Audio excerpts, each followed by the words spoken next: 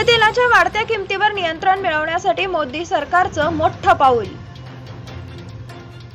राष्ट्रीय खाद्यतेल अभियानाच्या अंतर्गत भारताला खाद्यतेलाच्या बाबतीत स्वयंपूर्ण करण्याचा संकल्प सरकारने केला आहे।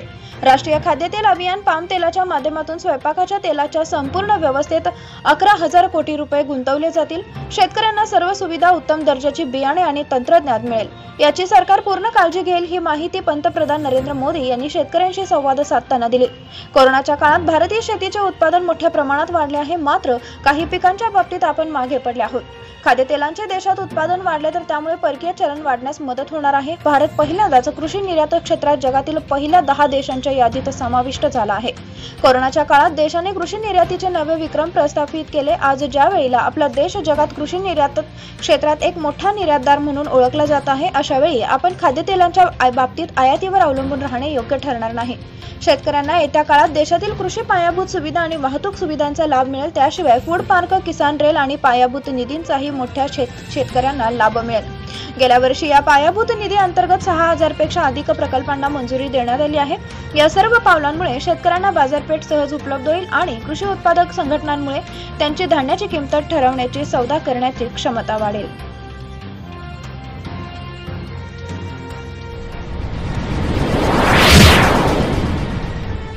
लाल किल्ल्यावर दुमदुमेल तुमचा आवाज, राष्ट्रगीतांचा व्हिडिओ अपलोड करण्याचं मोदी सरकारचं आवाहन।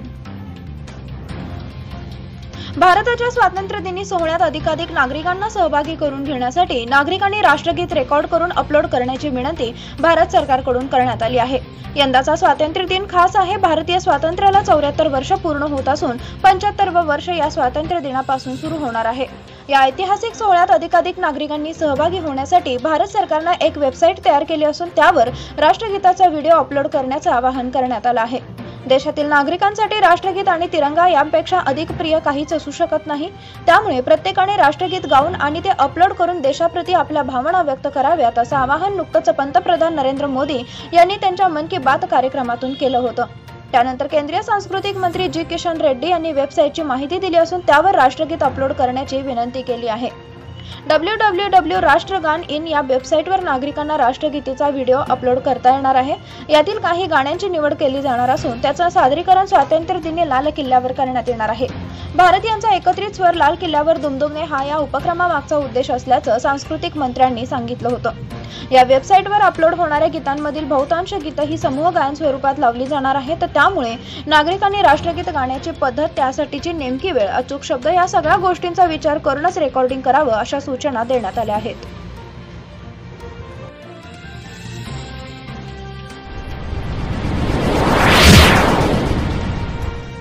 सलमान खान, शाहरुख खान कुठे आहेत? दीपाली सय्यद यांचा सवाल। मराठी चित्रपटांपेक्षा आपण हिंदी चित्रपटांना झुकते माप देतो।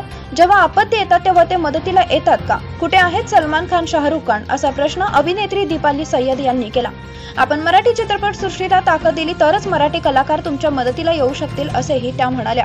महापुरात चिपळूणच्या अतोनात नुकसान झाले, त्यांची पाहणी करण्यासाठी त्या चिपळूणमध्ये आल्या होत्या। त्यावेळी त्यांनी पत्रकारांशी बोलताना हे मत मांडले। मराठी चित्रपटांना आपण पाठबळ देत नाही, त्यांना थिएटर्सही मिळत नाही। त्यांनी मदत करण्यासाठी बाहेर पडावे अशी अपेक्षा असेल तर त्यासाठी त्यांनी लोकांना पाठबळही द्यायला हवे। आपण हिंदी चित्रपटांना जेवढा मान सन्मान देतो तेवढा आपण मराठीला देतो का, असा प्रश्न त्यांनी केला। आपण वाशिष्ठी नदीकाठच्या गावात पाहणी केली, तेथे आतापर्यंत कुणीही पोहोचलेलं नाही। तेथील परिस्थितींचा आपल्याला अंदाज आला आहे। नुकसानांचे पंचनामे घेऊन आपण लवकरच तेथे मदत घेऊ, असेही त्या म्हणाल्या। माझं माहेर चिपळूण तालुक्यातील पोकळी शिरगाव येथे आहे, त्यामुळे चिपळूणला माझं घर म्हणून आवश्यक असलेली सर्व मदत मी करेन, असेही त्यांनी सांगितले।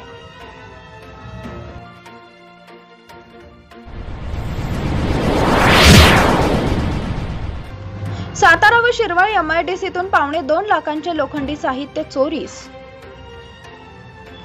सातारा व शिरवळ येथील MIDCतील कंपनीतून कास्टिंगची प्रक्रिया करण्यासाठी दिलेल्या 2.25 लाखांच्या लोखंडी साहित्य चोरून नेल्याप्रकरणी एकावर गुन्हा दाखल झाला आहे।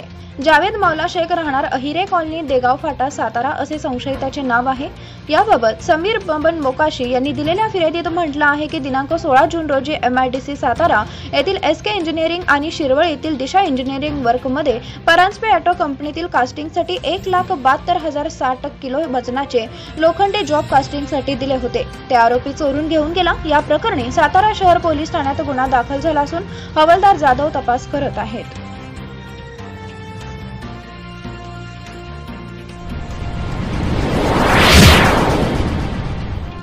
कोल्हापुरात आढळला डेल्टा प्लसचा रुग्ण।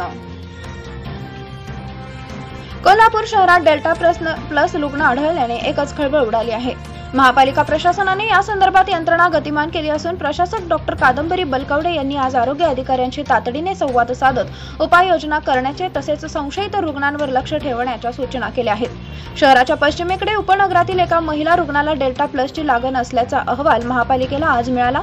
संबंधित महिला 26 मेस कोरोना पॉझिटिव्ह होती, पण या महिलेला डेल्टा प्लसची लागण झाल्याचे आज उघडकीस आले। त्यानंतर महापालिकेच्या आरोग्य विभागाला खडबडून जाग आली।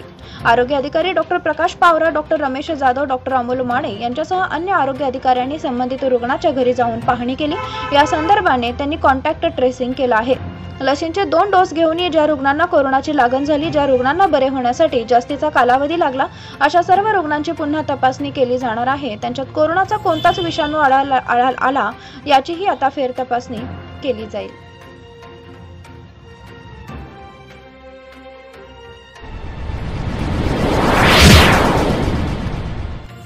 महाराष्ट्रात तब्बल 4,71,00,000 नागरिकांचे लसीकरण पूर्ण। आरोग्य मंत्री राजेश टोपेंची माहिती। देशात कोरोनाची दुसरी लाट रोखण्यासाठी लसीकरण मोहीम जोर धरत आहे। लसीकरण करण्यासाठी नागरिकांचा उत्साह देखील वाढला आहे। नागरिकांनी लसीकरण केंद्रावर दिवसभर उभा राहून लसींची प्रतीक्षा केली। लसीकरण करण्यासाठी राज्य सरकारने आणि केंद्र सरकारने जाहिराती केल्या। तब्बल 4,71,58,212 नागरिकांचे लसीकरण करण्यात आले आहे। ही माहिती राज्याचे आरोग्य मंत्री राजेश टोपे यांनी सोशल मीडियाद्वारे दिली। महाराष्ट्रात कालपर्यंत 4,71,58,212 नागरिकांचे लसीकरण करण्यात आले। दिनांक 9 ऑगस्ट 2021 रोजी 3,85,057 लाभार्थ्यांना लसीकरण करण्यात आले असे ते म्हणाले। कोविड-19 प्रतिबंधक लसीकरणाच्या नव्या टप्प्याला 21 जून 2021 रोजी सुरुवात झाली आहे। भारतात महामारीच्या सुरुवातीपासून ते आतापर्यंत एकूण 3,10,55,861 तर गेल्या 24 तासात 40,017 रुग्ण कोविड-19 संसर्गातून बरे झालेले आहेत। रुग्ण बरे होण्याचा कल सातत्याने सकारात्मक असून आता रुग्ण बरे होण्याचा एकूण दर 97.37% झाला आहे। भारतात गेल्या 24 तासात 38,628 नव्या रुग्णांची नोंद झाली। सलग 41 दिवस 50,000 पेक्षा कमी दैनंदिन रुग्णांची नोंद झाली। राज्य आणि केंद्रशासित प्रदेशांच्या सातत्यपूर्ण आणि समन्वयित प्रयत्नांचे हे फळ आहे।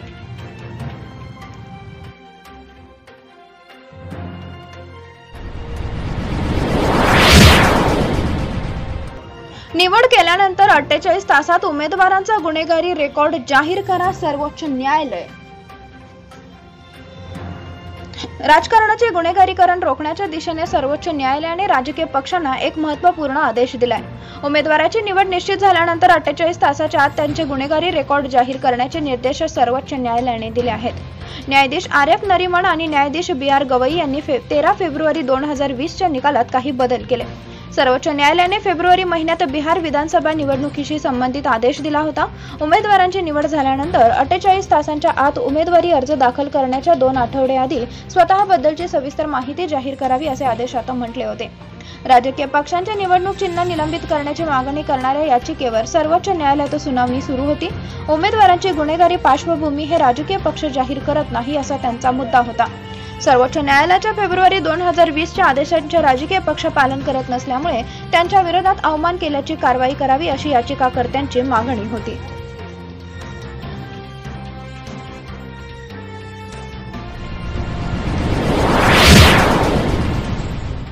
ऑलिम्पिकमध्ये क्रिकेटचा समावेश होण्याची शक्यता।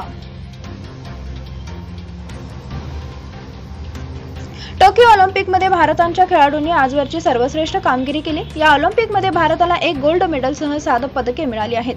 आता देशातील सर्वात लोकप्रिय खेळ असलेला क्रिकेटचा ऑलिम्पिकमध्ये समावेश करण्याची मागणी होत आहे। 1900 साली झालेल्या ऑलिम्पिकमध्ये क्रिकेटचा समावेश करण्यात आला होता। त्यानंतर 2028 मध्ये लॉस एंजलसमध्ये होणाऱ्या ऑलिम्पिकमध्ये क्रिकेटचा समावेश करण्यासाठी सध्या प्रयत्न करण्यात येत आहेत। ऑलिम्पिकमध्ये क्रिकेटचा समावेश करण्याच्या प्रस्तावाला BCCIचा पूर्ण पाठिंबा आहे। या स्पर्धेत क्रिकेटचा समावेश झाला तर भारतीय टीम त्यामध्ये नक्की सहभागी होईल। ऑलिम्पिकमध्ये क्रिकेटच्या समावेशाबाबत बीसीसीआय आणि आयसीसी मध्ये एकमत आहे, असे बीसीसीआयचे सचिव जय शहा यांनी स्पष्ट केले. टोकियो ऑलिम्पिकमध्ये भारतीय पथकाच्या मार्केटिंगसाठी बीसीसीआयने यापूर्वी 10 कोटी रुपये दिले होते. 2028च्या ऑलिम्पिकमध्ये भारतीय टीमला पाठवण्यात येईल, असे बीसीसीआयने स्पष्ट केले. बीसीसीआयच्या सर्वोच्च कौन्सिलच्या एप्रिलमध्ये झालेल्या बैठकीत यासाठी मान्यता देण्यात आली.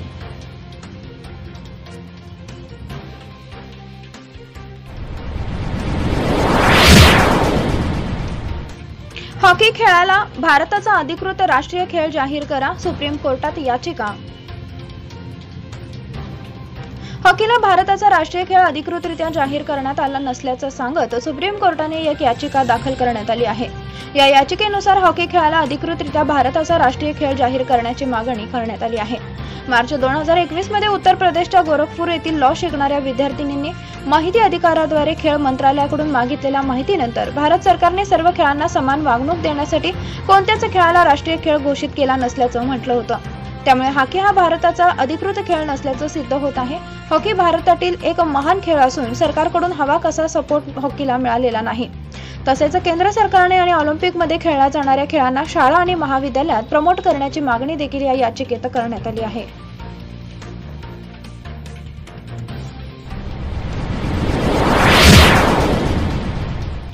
कर्नाटकमध्ये पिकताहेत आईस्क्रीम केळी. दक्षिण कन्नड जिल्ह्यातील बेलथानगडी तालुक्यात अनिल वय वर्ष 37 नावाच्या शेतकऱ्यांचे 25 एकरवरील शेती हे एक छोटं जगच आहे. 15 वर्षापासून ते या जमिनीवर उष्णकटिबंधातील फळांचे उत्पादन घेत असून आता ते आईस्क्रीम केळीचं पीक घेत आहेत. ही केळी आईस्क्रीम बनानाज म्हणून लोकप्रिय आहेत. अनिल यांची शेती गुरुवायनेकर जवळ बालंजा येथे आहे. ते पिकवत असलेली फळे ही मध्यम किंवा दक्षिण अमेरिका, युरोप किंवा आग्नेय देशातील आहेत. अनिल म्हणाले की आग्नेय आशियात लोकप्रिय असलेल्या बाबा बनानाचे पीक कर्नाटकमधील शेतकरी बहुधा पहिल्यांदाच घेत आहेत. 5 महिन्यांपूर्वी या जावा केळी इंटरनेटवर मोठ्या चर्चेचा विषय ठरल्या होत्या, कारण ती व्यक्ती त्याबद्दल खूप तपशिलाने बोलली आणि त्या केळीची चव ही प्रत्यक्षात व्हॅनिला आईस्क्रीम सारखीच असल्याचे त्यांनी सांगितले, असे अनिल म्हणाले. या केळीची कातडी निळी असून केळी मलईसारखी आहे. या केळीच्या रोपांना बांधा होऊ नये म्हणून त्यांना पिशव्यात वाढवले जाते. त्यामुळे त्यांच्या फळांचा घड मोजकाच म्हणजेच 50च असतो. मी 2 वर्षापूर्वी थायलंड येथील प्रदर्शनाला भेट दिली, तेव्हा तिथे टिश्यू कल्चर्ड रोप आणण्यासाठी वाहतुकीच्या खर्चासह 21,000 रुपये खर्च केले होते, असे अनिल म्हणाले.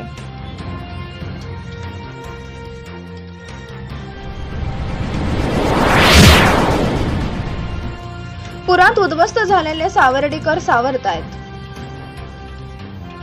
यंदाच्या अतिवृष्टीत अचानक पुराने कोलमडलेले शाहूवाडी तालुक्यातील सावर्डी गाव आता सावरू लागला आहे.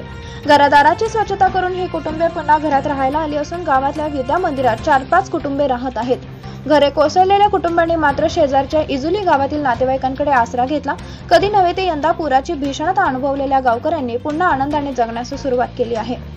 करजफेन पासून अवघ्या 1 किलोमीटर अंतरावर पालगाव असून ते यंदा नव्याने पुलास जोडले गेले आहे. जुन्या पुलाची उंची कमी असल्याने दरवर्षी तो पूल पुरात पाण्याखाली जायचा, त्यावेळी गावाशी संपर्क तुटायचा. यंदा नव्याने बांधलेल्या पुलाची उंची जुन्या पुलाच्या चौपट वाढवून ही पुराचे पाणी गावात शिरले.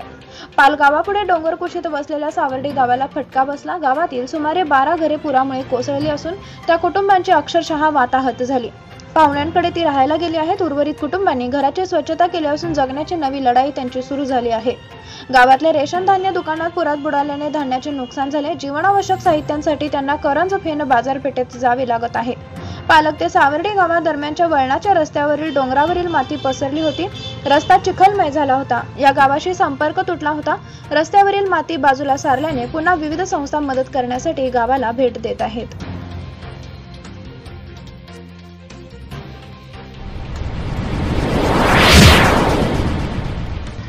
कोल्हापूर बेलार रस्ता तातडीने दुरुस्त करावा, शरद नवले. नोव्हेंबर 2020 मध्ये अहमदनगर मनमाड या रस्त्याची दुरुस्ती करण्याकरिता तसेच प्रवरा नदीवरील पुलांचे काम करण्याकरिता अवजड वाहतूक ही कोल्हापूर बेलापूर मार्गे राहुरी अशी माननीय जिल्हाधिकारी साहेबांनी नोटिफिकेशन देऊन पूर्ण अवजड वाहतूक वळवली होती. या दरम्यान कोल्हार बेलापूर या रस्त्याच्या अक्षरशः चिंधड्या उडाल्याने जागोजागी मोठमोठी खड्डे पडल्याने दुचाकीस्वारांना आपला जीव मुठीत धरून चालावे लागते. हा रस्ता लवकरात लवकर दुरुस्त करावा, अन्यथा एकलहरे, उक्कलगाव, गळनिंब, कुरणपूर, फत्याबाद, मांडवे, कडीत या पंचक्रोशीतील ग्रामस्थांसमवेत रास्ता रोको आंदोलन छेडण्यात येईल असा इशारा जिल्हा परिषद सदस्य शरद नवले यांनी दिला आहे। जिल्हा नियोजन समितीच्या बैठकीत मी हा विषय उपस्थित केला असता त्यावेळी पालकमंत्री, अहमदनगर जिल्हाधिकारी व अधीक्षक अभियंता सार्वजनिक बांधकाम यांनी रस्ता दुरुस्त करण्याचे मान्य केले होते। तथापि अद्यापपर्यंत या रस्त्याची दुरुस्ती करण्यात आलेली नाही। येत्या 15 दिवसाच्या आत सदर रस्ता हा दुरुस्त करून खड्डे बुजवण्यात यावे, अन्यथा पंचक्रोशीतील नागरिकांच्या समवेत कुठलीही पूर्व सूचना न देता रास्ता रोको आंदोलन करण्यात येईल व सदर आंदोलनाची जबाबदारी ही पूर्णतः प्रशासनावर राहील। कोल्हार बेलापूर रस्ता हा जवळपास 12 किलोमीटर अंतर असलेला रस्ता असल्याने येथील गावांसाठी तसेच कडीत पर्यंतची गावे ही श्रीरामपूर तालुक्यात येत असल्याने अनेकांचा रोजचा रस्ता हा अतिशय महत्त्वपूर्ण असून या रस्त्याला मोठमोठी खड्डे पडलेली असल्याने खड्डे चुकवण्याच्या नादात अनेक दुचाकीस्वार घसरून पडून अपघात झाले आहेत। तसेच अनेक कारचे चेंबर देखील फुटले आहेत। गेल्या 6 महिन्यापासून अनेक वेळा या गावातील ग्रामस्थांनी सुद्धा सार्वजनिक बांधकाम विभाग श्रीरामपूर संबंधित अधिकाऱ्यांना वेळोवेळी लेखी निवेदने तर त्यांच्या कानावर देखील अनेक वेळा घातलेले आहे। तसेच त्यांनी अजूनही फारसे गांभीर्य यात दाखवले नसून 15 दिवसाच्या आत हा रस्ता दुरुस्त करावा, अन्यथा आंदोलन छेडण्यात येईल असा इशाराही नवले यांनी दिला आहे। उकलगावचे सरपंच नितीन थोरात, गळनिंबचे सरपंच शिवाजी चिंदे, उपसरपंच सौ कविता भोसले, कुरणपूरचे सरपंच सौ मनीषा बारके, उपसरपंच मनीषा देटे, फत्याबादचे सरपंच शंकर वरखड, मांडवेच्या सरपंच सौ पुष्पलता चितळकर, उपसरपंच गोविंद तांबे, कडीचे सरपंच ज्ञानेश्वर वडितके, उपसरपंच लहानू वडितके, संदीप शर्माळे, शहाजी वडितके, डॉक्टर नंदू आटरे, ज्ञानेश्वर मेनगर, रंगनाथ तमगर, अजित देठे, साहेबराव भोसले, शंकर थोरात आदी उपस्थित होते।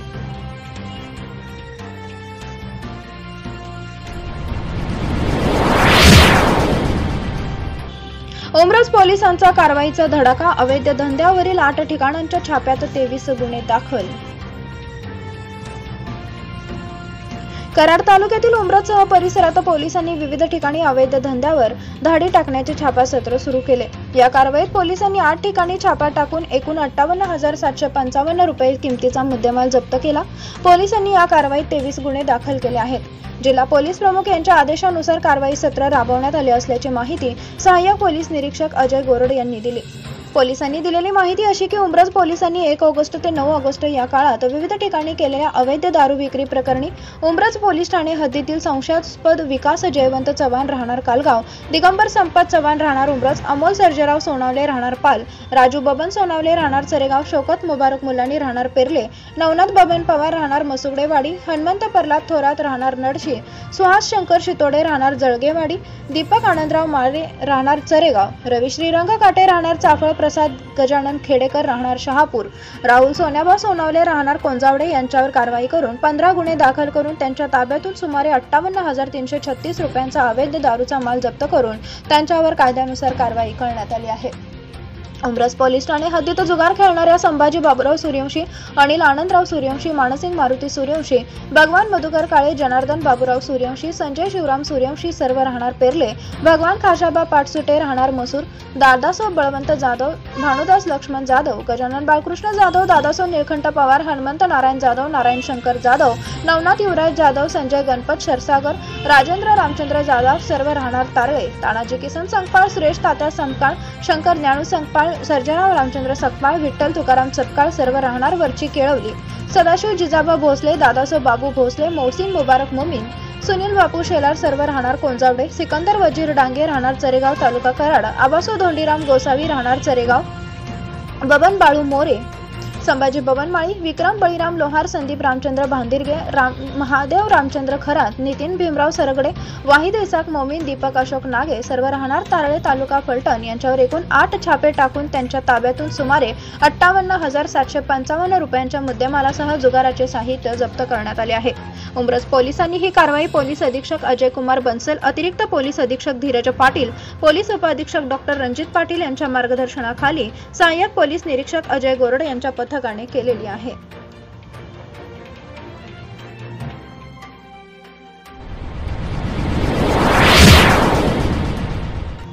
सांगली जिल्हा बँकेची रणधुमाळी सुरू होणार।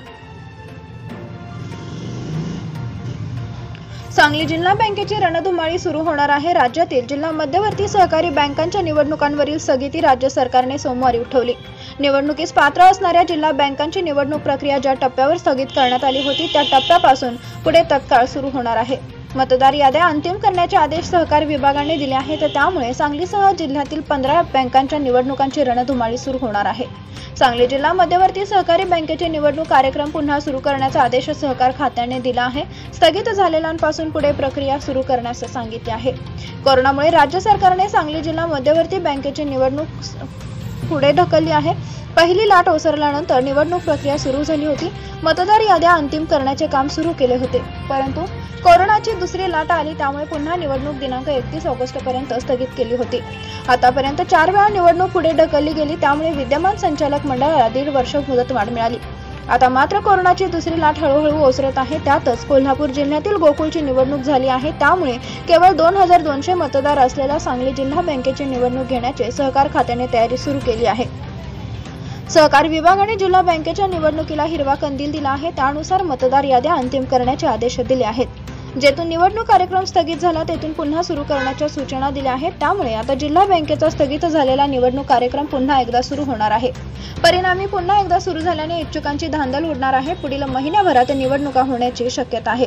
निवडणुकीवरील स्थगिती उठवल्यामुळे 12 जिल्हा मध्यवर्ती सहकारी बँकांची निवडणूक प्रक्रिया तात्काळ सुरू होईल. पुणे, सातारा, सांगली, कोल्हापूर, मुंबई, रत्नागिरी, सिंधुदुर्ग, उस्मानाबाद, जळगाव, लातूर, नाशिक, धुळे, नंदुरबार या त्या बँका आहेत.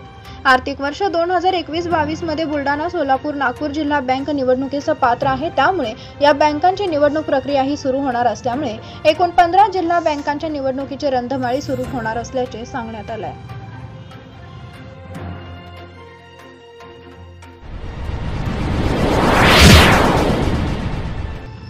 एम्पॉवर संस्थेच्या सहकार्यातून संवेदना प्रकल्प आरोग्य मंत्री राजेश टोपे. ग्रामीण भागातील मानसिक आरोग्यावर अधिक लक्ष देणे ही काळाची गरज असून आरोग्य विभागाच्या जिल्हा मानसिक आरोग्य कार्यक्रमाअंतर्गत मानसिक आरोग्याच्या समस्यावर उपचारासोबतच जाणीव जागृतीवर भर दिला जाणार आहे. त्यासाठी एम्पॉवर संस्थेच्या सहकार्यातून जालना जिल्ह्यात प्रायोगिक तत्वावर प्रकल्प राबवण्यात येत असल्याचे आरोग्य मंत्री राजेश टोपे यांनी सांगितले. जालना जिल्ह्यातील घनसावंगी तालुक्यात एम्पॉवर या मानसिक आरोग्याच्या क्षेत्रात काम करणाऱ्या संस्थेमार्फत ग्रामीण मानसिक आरोग्याच्या क्षेत्रातील जाणीव जागृती प्रशिक्षण आणि उपचारासाठीचा प्रायोगिक तत्वावर संवेदना हा प्रकल्प राबवण्यात येणार आहे. त्याचा शुभारंभ आज आरोग्य मंत्री तथा जालन्याचे पालकमंत्री टोपे यांच्या हस्ते करण्यात आला. दूरदृश्य प्रणालीच्या माध्यमातून झालेल्या या कार्यक्रमास एम्पॉवर संस्थेच्या अध्यक्षा नीरज बिर्ला, आरोग्य संचालक डॉक्टर साधना तायडे, सहसंचालक डॉक्टर पद्मजा जोगेवार, जालना जिल्हा शल्यचिकित्सक डॉक्टर अर्चना भोसले, एम्पॉवर संस्थेच्या डॉक्टर अर्पणा मिथिल आदी यावेळी उपस्थित होते. आरोग्य मंत्री टोपे यावेळी म्हणाले, बदलती जीवनशैली, स्पर्धात्मक युग यामुळे मानसिक आरोग्याच्या समस्या भेडसावत आहेत. कोरोनामुळे तर मानसिक आरोग्याचे मोठे आव्हानच उभे ठाकले आहे. शहरी भागात मानसिक आजाराबाबत काहीशी जागरूकता आढळून येते, मात्र ग्रामीण भागात त्याविषयी अधिक जाणीव जागृती कार्यक्रम हाती घेणे आवश्यक आहे. आरोग्य विभागामार्फत राज्यातील 34 जिल्ह्यांमध्ये जिल्हा मानसिक आरोग्य कार्यक्रम राबवला जात आहे. त्याला बळकटी देण्यासाठी एम्पॉवर सारख्या संस्थांची मदत होणार आहे. मानसिक आरोग्यावर भर देतानाच मानसोपचार तज्ज्ञांची आणि मानसोपचार शास्त्रज्ञांची संख्या वाढवण्याची गरज असल्याचे टोपे यांनी सांगितले. एम्पॉवर संस्थेच्या श्रीमती बिर्ला म्हणाल्या, एम्पॉवर संस्था मानसिक आरोग्याच्या क्षेत्रात गेल्या अनेक वर्षापासून कार्यरत आहे. मानसिक आरोग्याविषयी विशेषतः ग्रामीण भागात जागरूकता निर्माण करण्याची गरज आहे. त्यासाठी संस्थेमार्फत जाणीव जागृती उपक्रम, आरोग्य यंत्रणेची क्षमता बांधणी, तज्ज्ञांकडून प्रशिक्षण आदी उपक्रम राबवण्यात येणार आहेत. जालना तालुक्यातील प्रकल्पाच्या यशस्वीतेनंतर संपूर्ण जिल्हाभर हा प्रकल्प राबवण्याचा मानस असल्याचे त्यांनी यावेळी सांगितले. यावेळी आरोग्य मंत्र्यांच्या हस्ते संवेदना प्रकल्पांच्या बोधचिन्हांचे अनावरण करण्यात आले.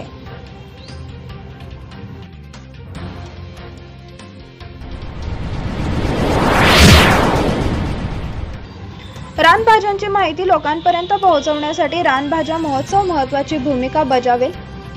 विश्वजित कदम.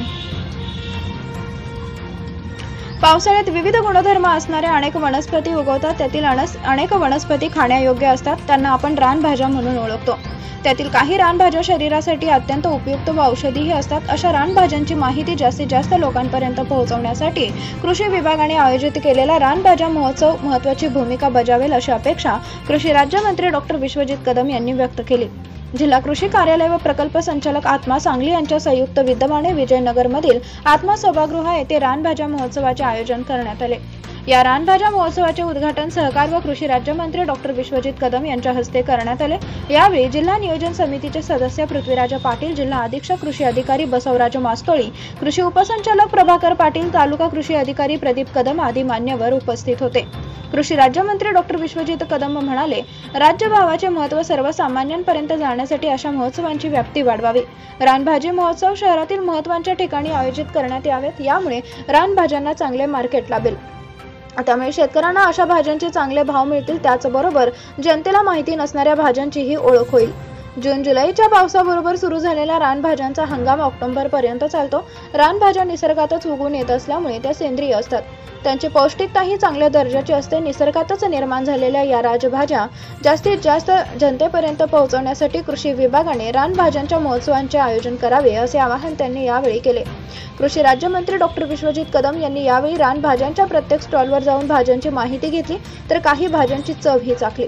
प्रारंभी महोत्सवाचे उद्घाटन त्यांच्या हस्ते करण्यात आले। जिल्हा कृषी अधीक्षक बसवराज मास्तोळी यांनी रानभाज्या महोत्सवांच्या आयोजनाबाबत विशेष महत्त्व विशेष केले।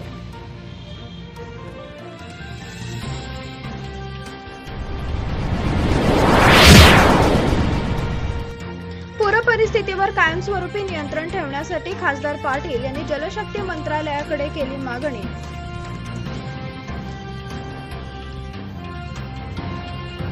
गेल्या काही वर्षापासून पश्चिम महाराष्ट्राला पुराची झळ बसत आहे। या पूर परिस्थितीवर कायमस्वरूपी नियंत्रण ठेवण्यासाठी प्रगत सर्वेक्षण प्रणालीसह कृष्णा नदीच्या महाराष्ट्रातील उगमस्थानापासून आंध्र प्रदेशातील शेवटपर्यंत सर्वेक्षण करण्यात यावे, अशी मागणी सांगलीचे खासदार संजय पाटील यांची केंद्रीय जलशक्ती मंत्री गजेंद्रसिंह शेखावत यांच्याकडे आहे।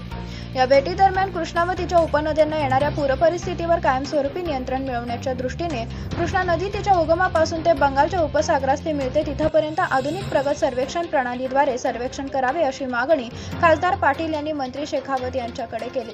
यावेळी देण्यात आलेल्या निवेदनात म्हटले आहे की कृष्णा नदी भारतातील एक महत्त्वाची द्विकल्प नदी आहे। कृष्णा नदी जवळजवळ 1300 किलोमीटर लांब आहे। ही नदी महाराष्ट्र, कर्नाटक आणि आंध्र प्रदेशसाठी सिंचनाच्या पाण्याचे स्रोत म्हणून काम करते। कृष्णा नदीचे उगमस्थान महाराष्ट्रातील महाबळेश्वर येथे आहे। आंध्र प्रदेशातील हंसाला देवी ही नदी बंगालच्या उपसागराला जाऊन मिळते। महाराष्ट्रातील नदीच्या काठावरील सर्वात मोठे शहर सांगली असून त्याचप्रमाणे आंध्र प्रदेशातील नदीच्या काठावरील सर्वात मोठे शहर विजयवाडा हे आहे। पर्यावरणीय दृष्ट्या कृष्णा नदी ही जगातील सर्वात विनाशकारी नद्यांपैकी एक अशी मानली जाते, कारण ती संपूर्ण पावसाळ्यात तीव्र प्रवाह निर्माण करते। नदी खूपच जलद गतीने प्रवाहाने वाहते आणि ती बरीच धूसर आहे। कृष्णा नदी काही ठिकाणी 75 फूट किंवा 23 मीटरपेक्षा जास्त खोली गाठते। खरं तर नदीच्या प्रवाहामुळे जून आणि ऑगस्ट दरम्यान लक्षणीय प्रमाणात पाण्याचा फुगवटा निर्माण होतो। यामुळे सांगली, सातारा, कोल्हापूर जिल्ह्यात पूर परिस्थिती निर्माण होते। कोयना नदी, वेण्णा नदी, भीमा नदी, तुंगभद्रा नदी, एर्ला नदी, वारणा नदी, पंचगंगा नदी, मलप्रभा नदी या कृष्णा नदीच्या सर्वात महत्त्वाच्या उपनद्या आहेत। कोयना, वेण्णा, पंचगंगा, वासना, घटप्रभा, दूधगंगा, तुंगभद्रा आणि मलप्रभा या नद्या उजव्या नदीच्या काठावरून कृष्णाला भेटतात। त्याचवेळी मुसी नदी, एर्ला नदी, भीमा आणि मणेरू नद्या डावीकडील नदींच्या काठावरून नदीला भेटतात। कोयना धरण प्रकल्पाच्या पाणलोट क्षेत्रामध्ये तसेच कृष्णा नदीच्या लाभक क्षेत्रात भारतातील सर्वाधिक विक्रमांसह पाऊस दिवसेंदिवस वाढताना दिसत आहे। तसेच कोयना शहर, वारणा धरण, कणेर धरण, धोम धरणातून पाण्याचा विसर्ग मोठ्या प्रमाणावर आहे। त्यामुळे कृष्णा नदीच्या काठावर वसलेली शहर आणि गावे यांना अखेरीस पूर परिस्थितीला तोंड द्यावे लागत आहे। या पुराचा सांगली, कोल्हापूर आणि सातारा जिल्ह्यात भयानक परिणाम झाला। 2005, 2019 आणि 2021 मध्ये सांगली, कोल्हापूर आणि सातारा जिल्ह्यांना पूर परिस्थितीचा सामना करावा लागला। हा पूर मानवी जीवनावर, शेतीवर, व्यापार, उद्योगधंद्यावर खूप वाईट परिणाम करून गेला आहे। सदर पूर परिस्थितीमुळे शेती, पशुधन, शेतकरी, छोटे विक्रेते, दुकानदार, उद्योग यांना अतोनात नुकसान झालेले आहे। सध्याची सांगली, कोल्हापूर आणि सातारा जिल्ह्यातील पूर परिस्थिती शहरांच्या क्षेत्रावर किंवा महानगरपालिका क्षेत्रावर देखील परिणाम करते। सांगली, मिरज, कुपवाड महानगरपालिका आणि कोल्हापूर महानगरपालिका क्षेत्रालाही पूर परिस्थितीमुळे मोठा फटका बसला आहे। या शहरातील पूरग्रस्त भागात 10 ते 15 फूट पाण्याची पातळी असल्याचे दिसून आले। जून ते ऑगस्ट या पावसाळ्यात कोयना धरणातून दररोज सुमारे 1 लाख क्युसेक्स पाणी सोडण्यात आले। या पाण्याचा विसर्ग मुख्यतः सांगली आणि कोल्हापूरच्या पूर परिस्थितींकरिता प्रभावी ठरला। धोम धरण, कणेर धरण, बालकवडी धरण तसेच राधानगरी धरणातूनही कृष्णा नदीत सुमारे 1 लाख क्युसेक्स पाण्याचा विसर्ग करण्यात आला। कृष्णा नदीतील पाण्याला कोणत्याही प्रकारचे बाह्य वळण नसल्यामुळे याचा वाईट परिणाम होतो आणि सांगली, कोल्हापूर, सातारा जिल्ह्यात पूर परिस्थिती निर्माण होते. आर्यविन ब्रिज हा सांगली येथे कृष्णा नदीवर बांधलेला सर्वात जुन्या आणि सर्वात मोठ्या प्रसिद्धी पुलांपैकी एक आहे. या पुलावर आता पूर परिस्थिती पाण्याची पातळी आहे 45 फूट आणि वरील पाण्याची पातळी धोकादायक आहे. ही परिस्थिती केवळ कृष्णा नदीच्या प्रगत सर्वेक्षण प्रणालीसह सर्वेक्षण करून नियंत्रित केली जाऊ शकते. कृष्णा नदी आणि पंचगंगा नदी मुख्यतः पूर परिस्थितीमुळे प्रभावित होतात. त्याचवेळी दुष्काळी भागातील नद्या पावसाळ्यात देखील कोरड्या राहतात. यातीलच भीमा नदीचे उदाहरण घेतले जाऊ शकते. ही नदी पावसाळ्यात सुद्धा आपल्याला कोरडी दिसते. या नद्यांच्या पाण्याच्या पातळीतील हा मोठा फरक आता विचार करण्यासारखा आहे. कृष्णा नदीच्या किनाऱ्याच्या मूळ पासून शेवटपर्यंत सर्वेक्षण करणे आणि कृष्णा, कोयना व पंचगंगा नदीतील अतिरिक्त पाणी हे नदी जोड प्रकल्प प्रमाणात मांडून दुष्काळी भाग असणाऱ्या लाभ क्षेत्रातील नद्यांमध्ये वळवण्यात यावे. यामुळे सांगली आणि कोल्हापूर जिल्ह्यातील पूर परिस्थितीपासून नागरिकांना उसंत मिळू शकते. याकरिता कृष्णा नदीचे तिच्या उगमापासून ते बंगालच्या उपसागरास ती मिळते तिथपर्यंत आधुनिक प्रगत सर्वेक्षण प्रणालीद्वारे सर्वेक्षण करणे आणि पूर परिस्थिती कायमस्वरूपी नियंत्रित करण्यासाठी प्रगत सर्वेक्षण प्रणालीद्वारे त्यावर कायमस्वरूपी तोडगा काढण्यात यावा, अशी विनंतीही खासदार संजय काका पाटील यांनी यावेळी केली. यावेळी गजेंद्र सिंग शेखावत यांनी सकारात्मक प्रतिसाद देऊन याबाबत लवकरच सर्वेक्षण करून या पूर परिस्थितीवर लवकरच कायमस्वरूपी उपाय करण्यासंदर्भाची ग्वाही दिली.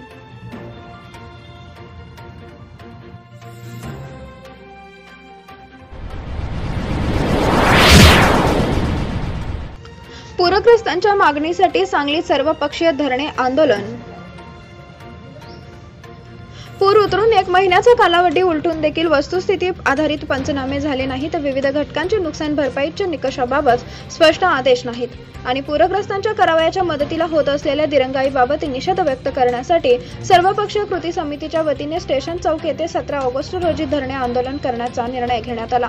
सांगली जिल्हा सर्वपक्षीय कृती समितीची बैठक पाटीदार भवन येथे पार पडली. सदर बैठकीमध्ये पूरग्रस्तांच्या समस्या, पंचनामे, नुकसान भरपाई याबाबत सहभागी सदस्यांनी एकत्र येऊन चर्चा केली. बैठकीमध्ये माजी मंत्री सदाभाऊ खोत म्हणाले, पूर येण्यापूर्वी आणि पूर ओसरल्यानंतर देखील जिल्ह्याचे पालकमंत्री आणि पूरग्रस्तांच्या नुकसानीच्या नियोजनाबाबत एकही बैठक घेतलेली नाही. शासन स्तरावर वेळेत मदत करत नसल्याचा निषेध म्हणून 17 ऑगस्ट धरणे आंदोलन आयोजित करण्यात येत आहे आणि आंदोलनानंतर सरकारला जाग न आल्यास पुढील तीव्र आंदोलनाची दिशा ठरवली जाईल असा इशारा दिला आहे. सांगलीचे आमदार सुधीर गाडगीळ म्हणाले, पूरग्रस्तांचे पंचनामे वस्तुनिष्ठ केले जात नाहीत. शासनाचे अधिकारी पूरग्रस्तांना अतिशय हीन दर्जाची वागणूक देत आहेत. पंचनामे करण्यास टाळाटाळ केली जात आहे. सरकारी अधिकाऱ्यांच्या या वर्तणुकीत सुधारणा न झाल्यास जनता अशा अधिकाऱ्यांना समक्ष पंचनामा केल्या वाचून राहणार नाही. विकास मगदूम म्हणाले की गेल्या 2 वर्षाच्या आर्थिक नुकसानीच्या काळात पूरग्रस्तांना दिली जाणारी मदत तोकडी असून आर्थिक निकष वाढवून अधिक मदत दिली जावी. तसेच अविनाश जाधव म्हणाले की पंचनामा करणाऱ्या अधिकाऱ्यांची संख्या वाढून लवकरात लवकर वस्तुस्थितीवर आधारित सर्व आपत्तीग्रस्तांचे पंचनामे त्वरित करण्यात यावेत. या बैठकीचे स्वागत व प्रस्तावित सतीश साखळकर तसेच अमर पडळकर यांनी सूत्रसंचालन केले. या बैठकीचे आभार अशरफ वांकर यांनी मानले. यावेळी माजी आमदार नितीन शिंदे, स्वाभिमानीचे जिल्हाध्यक्ष महेश खराडे, शेखर इनामदार, स्थायी सभापती पांडुरंग कोरे, मकरंद देशपांडे, कॉम्रेड उमेश देशमुख, दीपक बाबा शिंदे, गौतम पवार, सतीश साखळकर, संदीप राजोबा, अशरफ वांकर, अमर पडळकर, विकास मगदूम, दीपक माने, पैलवान Dheeraj Suryavanshi, Yuvraj Bawdekar, Bamni sarpanch Pravin Raut, Urmila Belwalkar, Subrao Madrasi, Bharati Digde, Haripur sarpanch Vikas Hambar, Kavita Bondre, Tailors Welfare Association Shashikant Koparde, Basavraj Patil, Mahavir Chavan, Dadaso Tamgave आदी पदाधिकारी नागरिक उपस्थित होते.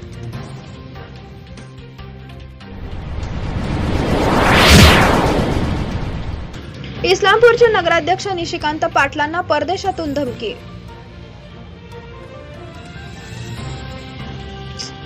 इस्लामपूरचे नगराध्यक्ष निशिकांत पाटील यांना परदेशातून व्हॉट्सअप मेसेजद्वारे धमकी देण्यात आली आहे. याबाबत पोलिसात तक्रार करून ही 1.5 महिन्यात काहीच तपास झालेला नाही. यामागे असणाऱ्या सूत्रधारांचा पोलिसांनी शोध घ्यावा, अन्यथा न्यायालयात दाद मागून यामागे असणाऱ्यांना त्यांच्याच भाषेत उत्तर दिलं जाईल असा इशारा भाजपचे कार्याध्यक्ष धैर्यशील मोरे व पदाधिकाऱ्यांनी पत्रकार बैठकीत दिला. मोरे म्हणाले, नगराध्यक्ष पाटील यांची लोकप्रियता वाढत असल्यामुळे विरोधक सैरभर झाले.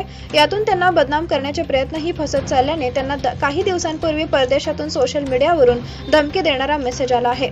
याबाबत पंतप्रधान नरेंद्र मोदी, गृहमंत्री अमित शहा, प्रदेशाध्यक्ष चंद्रकांत पाटील यांच्याबद्दलही अपशब्द वापरण्यात आले आहेत. याबाबत पोलिसात तक्रार करूनही पोलिसांनी त्या व्यक्तीचा शोध घेतलेला नाही. पालिका निवडणुकीत झालेला पराभव पचनी न पडल्याने हॉस्पिटलमध्ये सेवा देणाऱ्या डॉक्टर, सहकारी स्टाफ यांच्यावर खोटे गुन्हे दाखल करून बदनाम करणे, हॉस्पिटलचे सातत्याने राज्य शासनाच्या सरकारी अधिकाऱ्यांना पुढे करून चौकशी लावून नाहक त्रास देणे सुरू आहे. यातून काही निष्पन्न होईना म्हणून परदेशातील व्हॉट्सअप नंबरवरून थेट धमकी देणे असे विकृत राजकारण सुरू आहे, असा आरोपही त्यांनी केला. यावेळी मधुकर खुबाले, चंद्रकांत पाटील, सतेज पाटील, संदीप सावंत, दादासाहेब रसाळ आदी उपस्थित होते.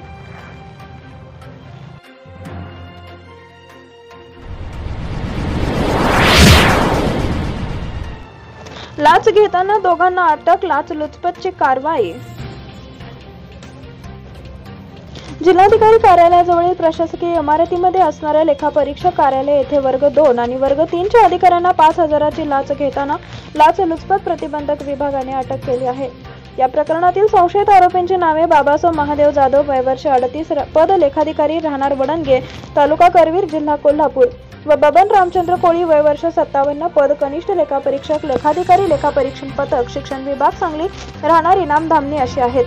जाधव हे वर्ग 2 आणि कोळी हे वर्ग 3 चे अधिकारी आहेत. तक्रारदार यांची निवड श्रेणी पडताळणी, स्टॅम्पिंग, तर त्यांचे सहकारी मित्र यांची वरिष्ठ वेतन श्रेणी पडताळणी व स्टॅम्पिंग करून देण्यासाठीचा अर्ज लेखाधिकारी कार्यालय सांगली येथे जमा केलेला होता. या कार्यालयातील लेखाधिकारी बाबासाहेब जाधव व कनिष्ठ लिपिक बबन कोळी यांनी त्यांच्याकडे निवड श्रेणी व वेतन श्रेणीचे काम पूर्ण करून देण्यासाठी 5,000 रुपयांची लाच मागितली. या प्रकरणाची तक्रार दिनांक 5 ऑगस्ट 2019 ला देण्यात आली होती. दरम्यान तक्रारीनुसार 5 ऑगस्टला ब्युरोच्या कार्यप्रणालीमध्ये पडताळणी केली असता त्यामध्ये कनिष्ठ लेखापरीक्षक कोळी यांची निवड श्रेणी व वेतन श्रेणी पडताळणी व स्टॅम्पिंग करून देण्याकरिता 5,000 रुपये घेऊन येण्यास सांगितल्याचे निष्पन्न झाले. त्यानंतर अँटी करप्शन ब्युरोच्या पथकाने विजयनगर येथील मध्यवर्ती प्रशासकीय इमारतीतील लेखाधिकारी लेखापरीक्षण पथक विभाग सांगली येथे सापळा लावला. लेखाधिकारी लेखापरीक्षण पथक विभागाचे बाबासाहेब जाधव व कनिष्ठ लेखापरीक्षक बबन कोळी यांनी तक्रारदार यांच्याकडे लाचेची मागणी केली. ठरल्याप्रमाणे तक्रारदारांनी 5,000 रुपयाची रक्कम दोन्ही संशयितांकडे सुपूर्द केली. यावेळी संशयित आरोपींना अँटी करप्शन ब्युरोच्या पथकाने रंगेहात पकडले. लाच घेणाऱ्या दोघा संशयितांविरुद्ध विश्रामबाग पोलीस ठाण्यात लाचलुचपत प्रतिबंधक अधिनियमाखाली गुन्हा दाखल करण्यात आलेला आहे.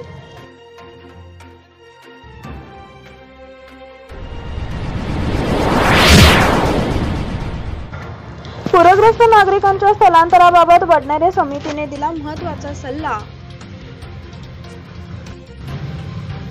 कृष्णा आणि पंचगंगा नदीकाठची वस्ती इतरत्र बसवणे अशक्यप्राय आहे. या भागातील नागरिकांना महापूरबाबत माहिती मिळवण्यासाठी अत्याधुनिक रडार बसवणे आवश्यक असल्याचे राज्याचे जलसंपदा विभागाचे माजी सचिव नंदकुमार वडनेरे यांनी सांगली रोटरी क्लब तर्फे आयोजित करण्यात आलेल्या ऑनलाईन वेबिनारमध्ये सांगितलं आहे. वडनेरे म्हणाले, पर्जन्य मापन यंत्रणा बसवणे गरजेचे आहे. हवामानाचा आणि पावसाचा अंदाज येण्यासाठी नवीन रडार बसवणे गरजेचे आहे. परदेशात नव्या पद्धतीचे पर्जन्य मापक रडार बसवण्यात आले आहे. त्यानुसार येथील नागरिकांना येथे येणारा महापूर आणि पडणारा पाऊस यांची माहिती मिळते. त्यानुसार ती सांगली आणि कोल्हापूर जिल्ह्यातील नागरिकांना मिळणे गरजेचे आहे. सन 2020 मध्ये सन 2019 पेक्षा महाभयंकर पाऊस पडला. सन 2019 मध्ये 72 इंच इतका पाऊस पडला. यावर्षी तो 81 इतका पाऊस पडला. कारण क्षेत्रात सन 2019 मध्ये 23 इंच तर यावर्षी 30 इंच इतका पाऊस पडला. सांगली, कोल्हापूर, सातारा जिल्ह्यातील काही भागात ढगफुटी सदृश पाऊस झाला. त्यामुळे कोयना धरणातून सोडण्यात येणारे पाणी आणि ढगफुटी झालेले पाणी एकत्रित येता नदीपात्रात आल्याने मोठ्या प्रमाणात महापूर आला. सन 2019 मध्ये आलेल्या महापुराचा धडा घेत महाराष्ट्र शासनाने यावर्षी कर्नाटक शासनाची पूर्व नियोजन केले होते. जलसंपदा मंत्री आणि सचिव स्तरावर महापुराबाबत बैठका घेण्यात आल्या होत्या. याबाबत कोल्हापूर, सांगली जिल्ह्यातील महापुराबाबत योग्य नियोजन करण्यात आले होते. दोन्ही राज्यातील चर्चेनुसार अलमट्टी धरणातून होणारा 98,000 क्युसेक्स विसर्गावरून तो 4 लाख प्रति सेकंद विसर्गापर्यंत नेण्यात आला. त्यामुळे सन 2019 पेक्षा जादा पाऊस पडून देखील योग्य नियोजनामुळे महापुराचे योग्य नियोजन करता आले नाही. जागतिक तापमान वाढ देखील या महापुरास कारणीभूत असल्याचे त्यांनी सांगितले. तापमानात वाढ झाल्याने ढगफुटीसारखी परिस्थिती निर्माण होत आहे. 90 किलोमीटर वेगाने पाऊस पडत आहे, त्यामुळे ढगफुटी होत आहे. महापुरास ढगफुटी देखील प्रमुख कारण आहे. नदीपात्रालगत केलेली अतिक्रमणे देखील महापुराला कारणीभूत ठरत आहे. भिंत उभारून आणि नदीपात्राची खोली वाढवून महापूर रोखता येणे अशक्य आहे.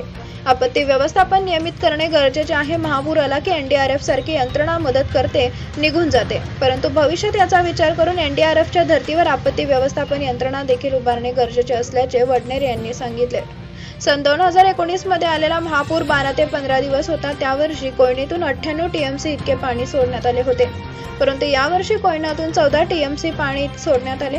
महाराष्ट्र आणि कर्नाटक सरकारच्या पूर्व नियोजनामुळे पाणी अलमट्टीतून 4 लाख क्युसेक्सने पुढे वाहून गेल्याने सांगलीत केवळ 5 दिवस महापूर होता, असेही वडनेरे यांनी सांगितले. सन 2019चा महापूर धडा घेऊन महाराष्ट्र आणि कर्नाटक सरकारने योग्य समन्वय साधत अलमट्टी धरणातून 4 लाख क्युसेक्सने पाण्याचा विसर्ग करण्यात आला आहे.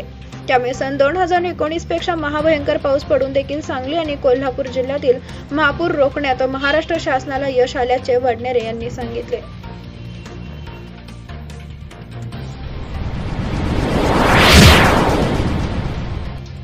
पूरपश्चात स्थितीचा राज्यमंत्री डॉक्टर विश्वजित कदम यांनी घेतला आढावा. जुलैमध्ये झालेल्या अतिवृष्टी व महापुराने विविध घटकांचे मोठ्या प्रमाणावर नुकसान झाले. यामध्ये शेतकऱ्यांचेही नुकसान मोठ्या प्रमाणावर झाले आहे. त्यामुळे शेतीचे पंचनामे व्यवस्थित करा. पंचनामे करताना शेतकऱ्यांना कोणत्याही प्रकारची अडचण निर्माण होणार नाही याची दक्षता घ्या. प्रत्येक पूरबाधिताला त्यांच्या हक्काचे न्याय मिळेल याकडे कटाक्षाने लक्ष द्या, असे निर्देश मदत व पुनर्वसन राज्यमंत्री विश्वजित कदम यांनी दिले. सांगली जिल्ह्यातील पूरपश्चात विविध विषयांचा आढावा कृषी राज्यमंत्री विश्वजित कदम यांनी जिल्हाधिकारी कार्यालयात आयोजित बैठकीत घेतला. यामध्ये त्यांनी कोरोना सद्यस्थिती, लसीकरण, पंचनामे, अन्न, नागरी पुरवठा, कृषी, सार्वजनिक बांधकाम आदी विषयांचा सविस्तर आढावा घेतला. यावेळी जिल्हाधिकारी डॉक्टर अभिजित चौधरी, सांगली, मिरज, कुपवाड महानगरपालिका आयुक्त नितीन कापडनीस, अप्पर पोलीस अधीक्षक मनीषा दुबुले, प्राचार्य अप्पर जिल्हाधिकारी मौसमी बर्डे चौगुले, जिल्हा नियोजन समितीचे सदस्य पृथ्वीराज पाटील, जिल्हा शल्य चिकित्सक संजय साळुंके, जिल्हा आरोग्य अधिकारी मिलिंद पोरे, जिल्हा लसीकरण अधिकारी विवेक पाटील, जिल्हा पुरवठा अधिकारी वसुंधरा बारवे, जिल्हा अधीक्षक कृषी अधिकारी बसवराज मास्तळी, सार्वजनिक बांधकाम विभागाचे कार्यकारी अभियंता संतोष रोकडे आदींची प्रमुख उपस्थिती होती. जिल्ह्यात महापुरामुळे 97,486 शेतकऱ्यांचे 40,671 हेक्टर क्षेत्र बाधित झाले असून सुमारे 70% क्षेत्राचा पंचनामा पूर्ण झाला आहे. उर्वरित 30% क्षेत्राचा पंचनामा लवकरात लवकर करावा, असे सांगून कृषी राज्यमंत्री विश्वजित कदम म्हणाले, पंचनामे करताना शेतकऱ्यांना, सामान्य नागरिकांना कोणतीही अडचण येऊ नये यासाठी विशेष दक्षता घ्यावी, असे निर्देश यावेळी त्यांनी दिले. जिल्ह्यात बाधित झालेल्या कृषी क्षेत्रांपैकी 74,782 शेतकऱ्यांकडील 27,590 हेक्टर क्षेत्राचा पंचनामा झाल्याचे यावेळी सांगण्यात आले. सन 2019च्या महापुराच्या तुलनेत यावर्षीच्या महापुरामुळे व अतिवृष्टीमुळे मोठ्या प्रमाणावर गाळ साचला असून जमीन खरडून जाणे व गाळ साचणे यामुळे नजर अंदाजे 8,000 शेतकऱ्यांकडील 925 हेक्टर क्षेत्र बाधित झाले आहे. यामधील 6,024 शेतकऱ्यांकडील 415 हेक्टरचे म्हणजेच जवळपास 93% क्षेत्राचे पंचनामे झाले आहेत. अतिवृष्टी व पूर परिस्थितीमुळे 4 तालुक्यातील 113 गावे बाधित झाली असून 32,791 घरांचे पंचनामे झाले आहेत. पंचनामे झाल्यापासून पूर्णतः नष्ट झालेली कच्ची घरे 429 व पक्की घरे 134, तर अंशतः नष्ट झालेली कच्ची घरे 1,691 व पक्की घरे 724 आहेत. 38 झोपड्या व 933 गोट्यांचेही नुकसान झाले आहे. आज अखेर 101 लहान मोठी जनावरे व 49,508 कुक्कुटपक्ष्यांचे पंचनामे झाले आहेत, अशी माहिती यावेळी देण्यात आली. 39,761 पूरबाधित कुटुंबे असून 26,894 कुटुंबांचे पंचनामे पूर्ण झाले आहेत. यातील 18,980 कुटुंबांना 10 किलो तांदूळ, 10 किलो गहू व 5 किलो तुरडाळ वितरित करण्यात आले आहे. यावेळी अन्न व नागरी पुरवठा राज्यमंत्री विश्वजित कदम यांनी पंचनामे पूर्ण झालेल्या कुटुंबांना आपल्या हक्काचे धान्य मिळाले पाहिजे याबाबत दक्षता घेण्याबाबत निर्देश संबंधित विभागाला दिले. यावेळी कृषी व सहकार राज्यमंत्री विश्वजित कदम यांनी जिल्ह्यातील कोरोना स्थितीचा आढावा घेतला. सध्या जिल्ह्यात 6,697 कोरोनाबाधित रुग्ण आहेत. पूरग्रस्त गावांमध्ये कोरोना चाचणी वाढावा. सप्टेंबर-ऑक्टोबर महिन्यात 3री लाट येण्याचा अंदाज तज्ज्ञांनी वर्तवला असून त्या दृष्टीने ऑक्सिजन अनुषंगिक औषधांची तजवीज ठेवण्याचे निर्देशही त्यांनी दिले. यावेळी जिल्ह्यात आतापर्यंत झालेल्या लसीकरणाचा आढावा घेऊन लसीकरणाचे दोन्ही डोस घेतलेल्या किती जणांना पुन्हा कोरोनाची लागण झाली आहे त्याचा डाटाबेस तयार करण्याचे आदेशही त्यांनी यावेळी दिले.